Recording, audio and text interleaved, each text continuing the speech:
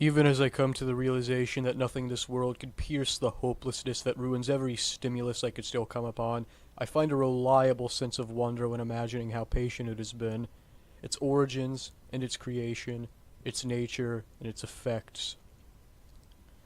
This always makes me shudder with a palpable sense of despair mixed with awe at my strange fate.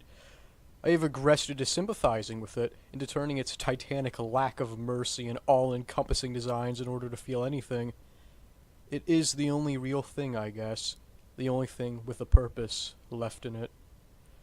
I used to be a studier of memetic theories, advanced sociology, with a specialization in all things information technology.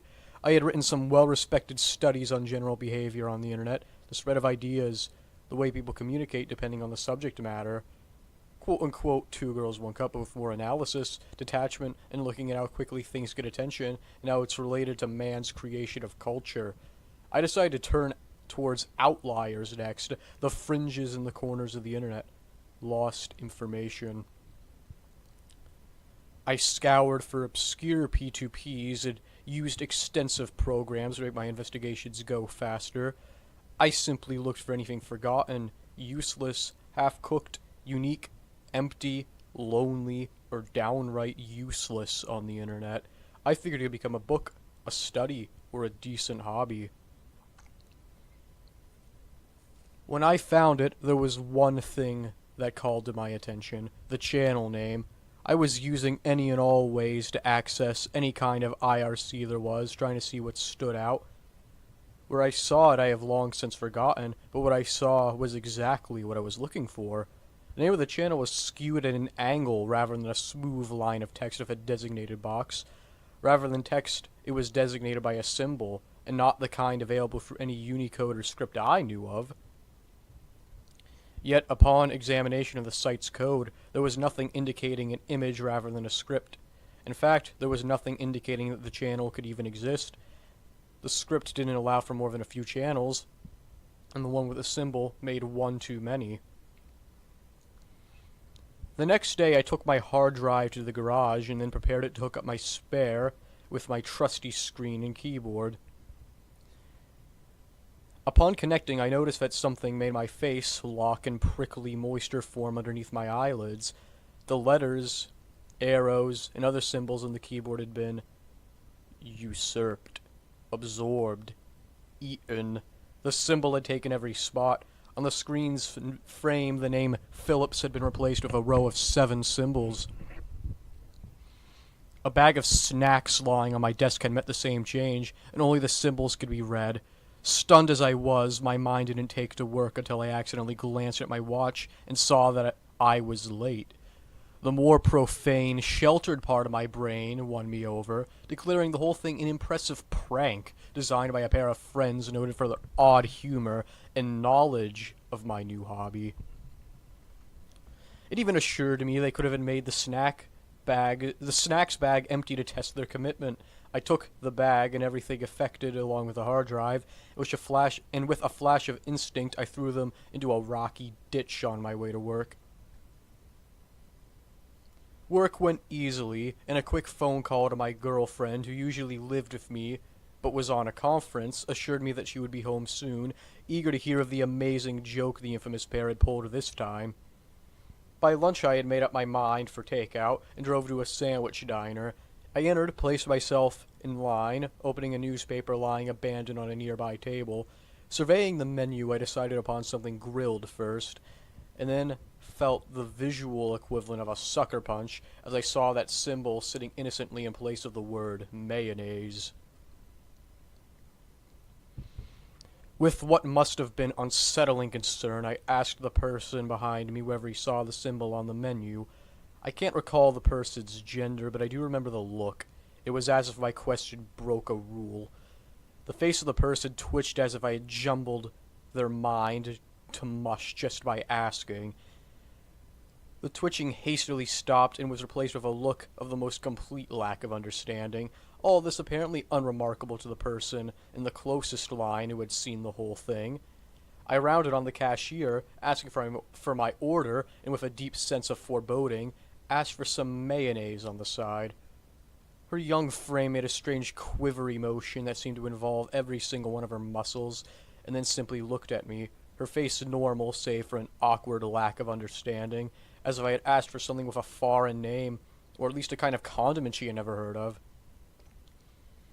I waved my demand away, took my order, by now forgetting any sense of inhibition or proper behavior, bolted out of the place. I rushed for the first deli I saw. I looked in every aisle, drawing worried and disapproving glances as I surveyed every inch for mayonnaise, asking every shopper I met whether they knew what mayonnaise was, only to be given the same dumb stare. When I did happen upon the place where mayonnaise should be found, the shelves were stacked with small statuettes, featuring the symbol in a perfectly gray stone upon a small gray dais. Remarking upon this to the nearest shopper created the same spasms followed by a look I myself have given to those asking for something in a foreign tongue. I directed their gaze towards the symbols, and then watched in fascinated horror as the spasms overtook them, only to leave them turning their gaze away, looking towards me with a look of inquiry suggesting my request had been completely unintelligible. The memory of seeing the symbols had glanced off, or perhaps been received and then forgotten, maybe erased, the instant they were seen. To this day I wonder how, even as I spend most of the time whispering, why? I found a bookstore, scoured dictionaries for the word, only to find the haunting symbol in every copy. Cookbooks showed the same replacement even in recipes where no substitute for mayonnaise could exist, and where the dish would suffer. I knew by now that this was no prank or a unique hallucination on my part, and in a last bid for sanity I asked the first person I came across to indulge me by reading the recipe out loud. He attentively took the book, shot me a curious look, and read the list of ingredients. I had no real sense of hope, but I did feel my mind jettisoning all its notions of reality and convictions about the paranormal when he started to have uncontrollable spasms the minute he was to pronounce the symbol, only with the next ingredient as if nothing had happened. I asked him what you got if you mixed egg yolks with vegetable oil, vinegar, salt, mustard, pepper. He simply said, sounds as if it would taste funny, but good. Still eyeing me with bemusement and suspicion.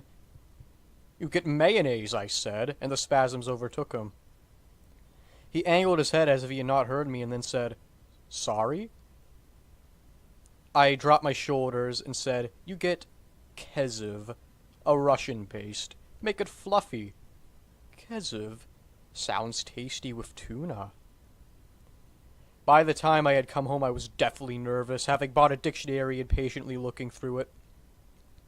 With a permanent film of sweat upon me I scrutinized every page. I trembled at the thought of what effects the symbol could create next. A knocking at the door.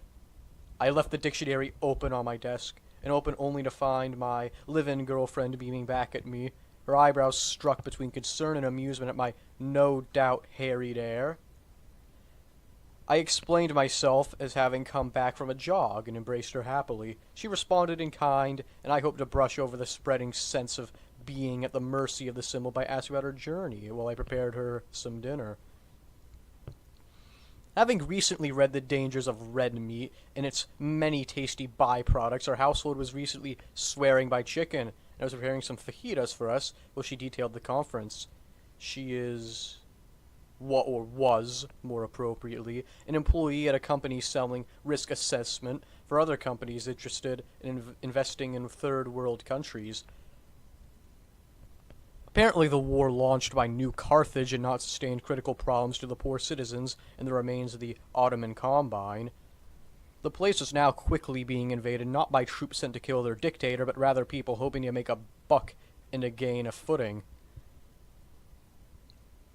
The conference would mean her company had busy days in the future. I asked her about the journey as I placed pieces of chicken breast in my special marinade. I can still remember the glottal sounds as her body repelled the world normal. It grew at an exponential rate after that. Time and time again I showed my girlfriend the symbol that had taken the place of normal in the dictionary, on the internet, in writing, and presumably in speech. Every time she would have the same small paroxysms, only to ask me, "Look at what?" exasperated as well worried about my frightened weeping. I tried to keep her with me as long as possible. I wanted her comfort and humanity while I still could, yet at the same time watching her represent the same deconstruction of all other humans felt tore at me so badly I could barely keep a straight face, not even to make her happy. It was like watching an amputee keep working as if the amputated part had never been there, working around the absence as well as she could, only to spasm and forget as soon as her mind turned to the thing that would have been there before the symbol. But it wasn't just the word, it was the very substance, meaning, concept, form that was replaced. Things the humans of my dimension dictated to be statues turned into those brooding gray effigies one day. And the other day, the world Nails was gone, and the building collapsed en masse while my girlfriend, along with all other humans, had her fingertips covered with the symbol. I stayed with her until the day I awoke, only to see a pair of symbols where her eyes should have been. She flailed for me as I left. She wasn't in panic. She didn't even remember that she could once see. She just saw darkness. But she remembered that I used to be with her, and now I was not. I strangled her. What else could I have done? Compared to what met the others, it was mercy. Even before everything thought to be eyes was exchanged with the symbol, people had been rendered pathetic and unstable by the unfelt absence of words like strong, pyramid, particle. Yes, any imaginable word disappeared, only to leave the symbol, I guess. The words, as well as what they represented, had disappeared. Soon the night sky had an enormous symbol instead of the moon, and naturally the tides became erratic, flooding the blinded people who lived by the shores even as they fought starvation, trying their best to talk in between themselves, trying to understand why it was they could not see things. As for a cruel play, humans lost the concept of sight and vision weeks after their eyes had become replaced with the symbol. Of course, soon dehydration and hunger killed those not dead of accidents, and I was glad that their mouths disappeared as quickly as they did, freeing me from hearing their broken pleas for help. I watched in a mixture of complete sorrow and detachment as skyscrapers, lampposts, trees, dogs, cats, and so on turned into a gray symbol statuette of varying size. Why did it leave me? Why do I have a field around me in which I could store whatever foodstuffs I've been able to find before it was replaced? Maybe it sought to play with me, punish me, or even thank me in its own little way. It matters not. As I write this last part on a paper and pen, I've successfully managed to keep in my little pocket of safety and meaning most of the elements in the earth and its crust had turned into the inert and nameless element the symbol is and represents. Perhaps this cancerous element is still made up of countless smaller symbols. I do not know. The Earth's magnetic field is waning, and soon all will cook. Unless the stars, and our sun with it, turns to titanic symbols before that, of course. Perhaps my entire universe will turn into what great symbol? Piece by piece it has, after all, sought to cover every element, concept, and whatever else comes to mind. It will become everything soon. Perhaps it is lonely, the symbol. Perhaps my message will come across your dimension once I've given up. Perhaps it will not. All I know is that I've remained safe, and while the ruination of my universe does not stir any emotion in me, the thought of the symbol enveloping another dimension, all of them, like tumor, fills me with dread even while nothing else can.